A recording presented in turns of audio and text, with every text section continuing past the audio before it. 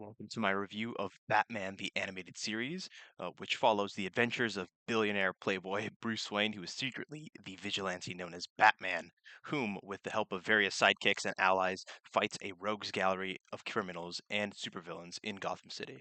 Uh, this show, came out in 1992, and honestly, what is there to say? Like, this show is just like so iconic, and it's just remembered for like its amazing, mature like storytelling, like the unforgettable characters it introduces and reimagines, and its amazing, unique visual style. Like when this show came out, it like legitimately redefined superhero animation, and it completely launched the DC animated universe, which inspired like so many different spin-offs and shows. And we can still feel the impact of the show and its legacy even today in things like the Arkham video games and who is voicing certain characters nowadays as well. And if we're gonna start anywhere, I think like let's first start off with just like the visual style. I think one of the most striking aspects of the animated series is the what they call it, the dark deco aesthetic, and it's because like one of the aspects that is just so fascinating and just is honestly like thinking about it, it's just so brilliant. It's that the show's backgrounds were completely drawn on black paper instead of the industry standard white, and it's just so fitting for a place like Gotham, which is naturally a darker place with a much darker atmosphere. And this creative decision was made by the background designer Ted Blackman, who cited figures such as Even Earl and Bruce McCall as inspirations. And when I see their artworks of Even Earl and Bruce McCall, I can definitely see that inspiration, specifically for Earl, because some of his art for the outside world and nature is, I think, definitely seen in like some of the episodes where a lot of it is taking place in nature, and you see the hills and stuff.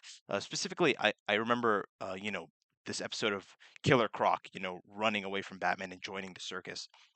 And then Bruce McCall, of course, I think his depictions of New York City and that sort of that art style is definitely seen in the way Gotham is constructed, and it blended a lot of those new 1940 New York inspired Art Deco with like this almost retro futurism elements, which ever like since I've seen this show, it's just made me so fond of this like retro futurism aesthetic, and I really do love it, and I love its inclusion in the show.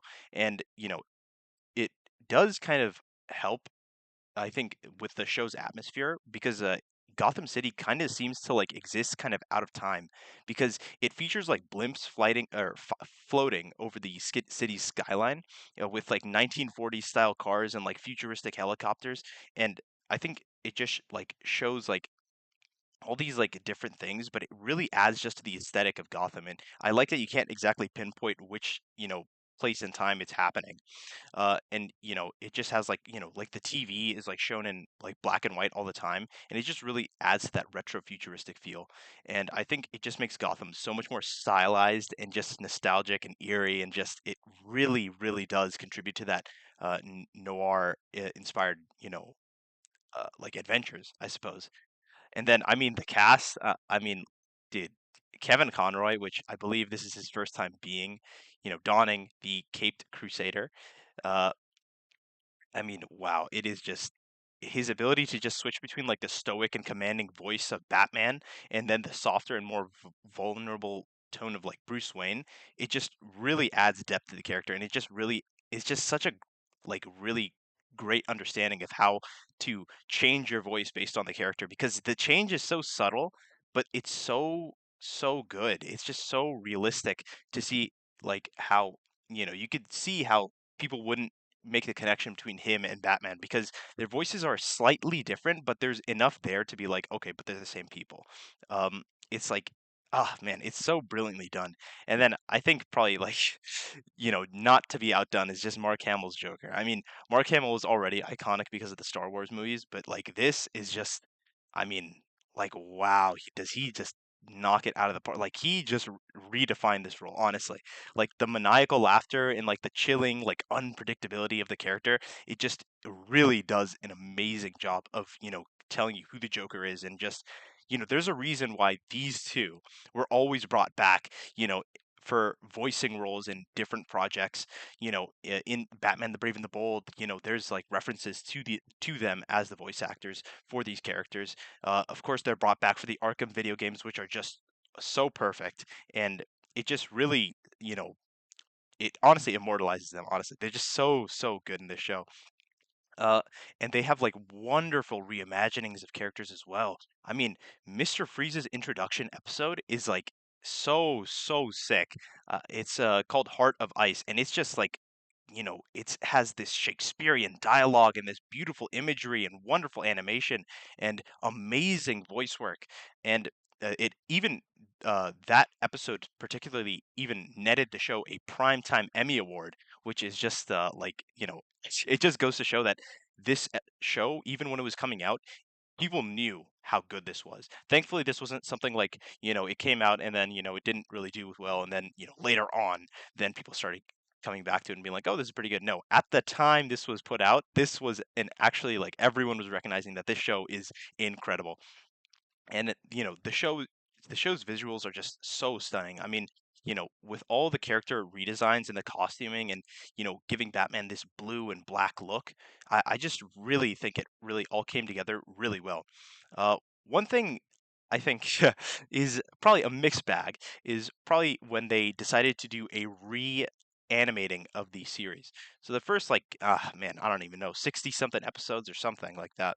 It included, this sort of more realistic animation style, characterized by like, this iconic image of Joker, and then, this blue and black and gray of for Batman.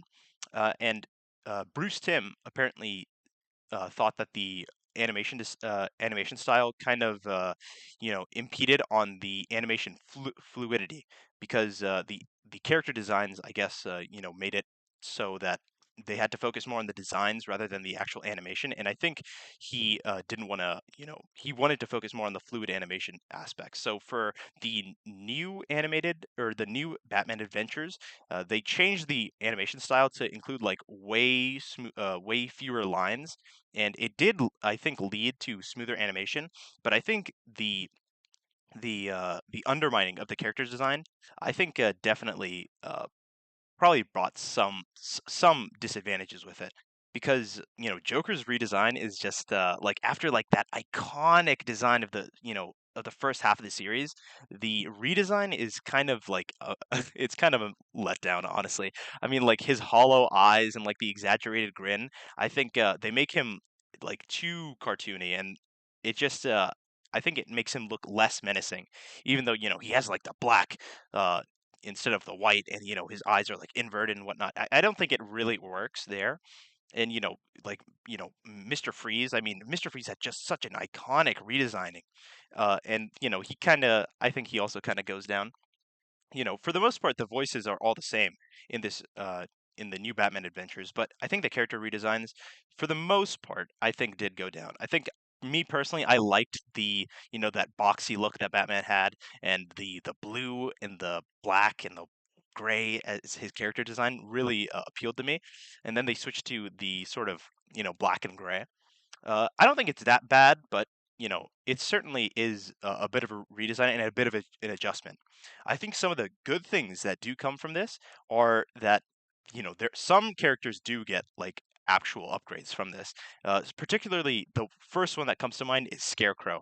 I mean, Scarecrow looks incredible. He looks so much more menacing and haunting and just like actually terrifying in the second part of the series.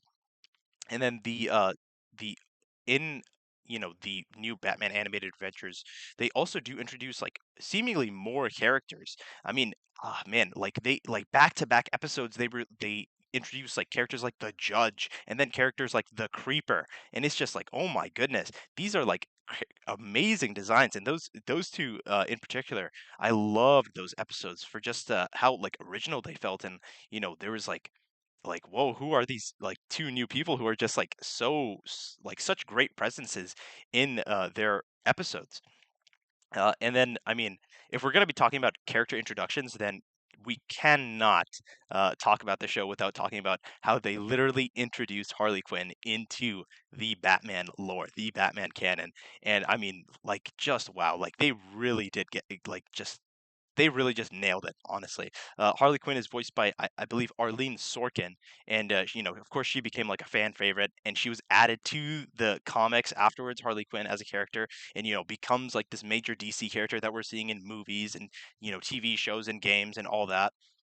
And it's just like this show really understood Batman, and they were really knocking it out of the park. And they just did, like, it's just really amazing to see a show you know, just knock it out of the park and just be in their Michael Jordan era for like so long.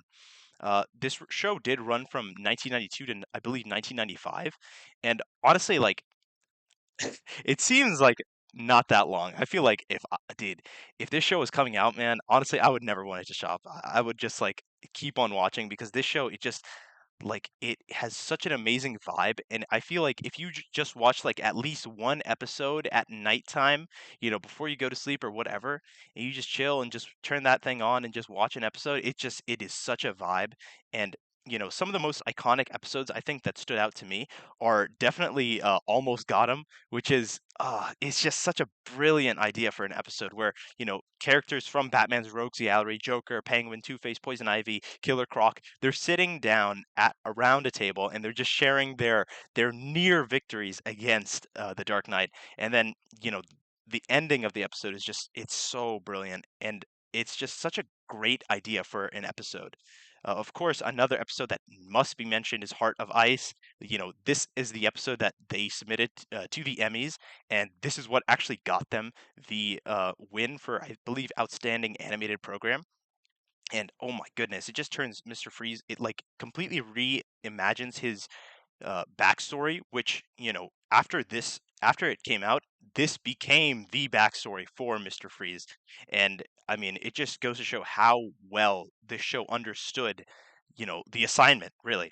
Another, couple episodes, The Judge. I mean, it is just such a fantastic and like suspenseful episode, which, introduces this like ruthless vigilante punishing criminals. And it just, it's a really great mystery, and I really, really did enjoy the episode. And then another episode was Beware the Creeper, which comes out, I believe, either before or after The Judge. But I'm pretty sure they're back to back. Which is, it introduces the Creeper, who's a, no pun intended, he's a creepy character, and he's so bizarre and just this very unpredictable anti-hero, and he really contrasts well with Batman, whether he's like being more of a protagonist, a help, or an antagonist for Batman to stop. And it just these episodes just all come together, and they just really knock it out of the park. Another one is where the episode where Two-Face is, introduced, and you just see like the turn from Harvey Dent to Two-Face, and you see it's a slow build up. You see him just kind of get like pissed at like some criminal, and it's over the course of two episodes, and they just really, like, they just understood like every bad guy, every villain.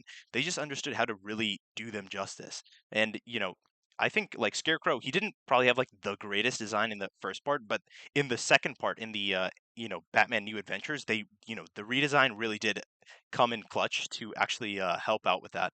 I think one of the one of the critiques you could probably do of this show. I mean, there are a couple like episodes, there are a couple misses, right? But like, I mean, like, honestly, like that is such a like a worthless complaint, honestly, with how, like, with what this show accomplished, and how amazing it is at its best moments.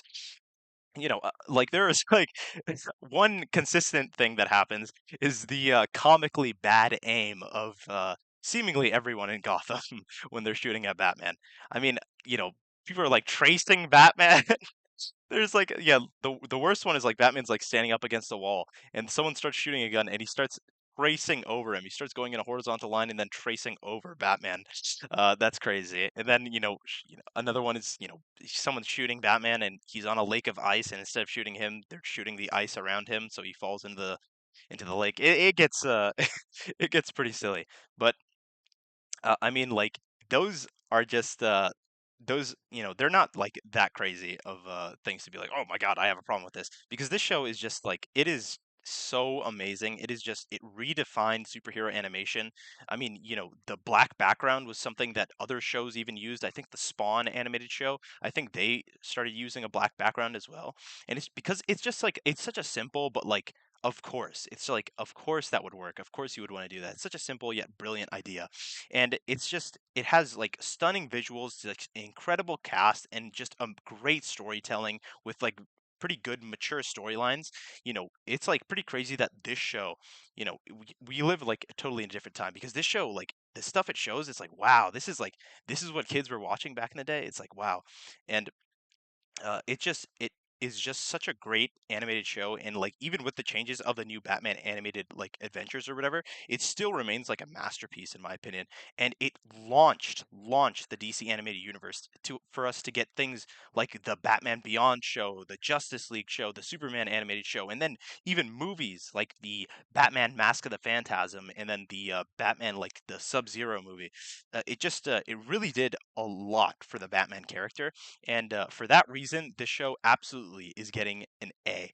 I mean, this show is just brilliant, honestly. They knock it out of the park when it comes to this show. And honestly, I'm so glad that this show has so many episodes. I wish it continued on longer, but, uh, again, it did launch so many spin-offs, so we were still able to get, the wonderful adventures of Batman starring, Kevin Conroy and Mark Hamill as the Joker, and we had all the shows and the movies, and it's just this show really does do a lot for the character, and it just it really just knocks it out of the park, honestly.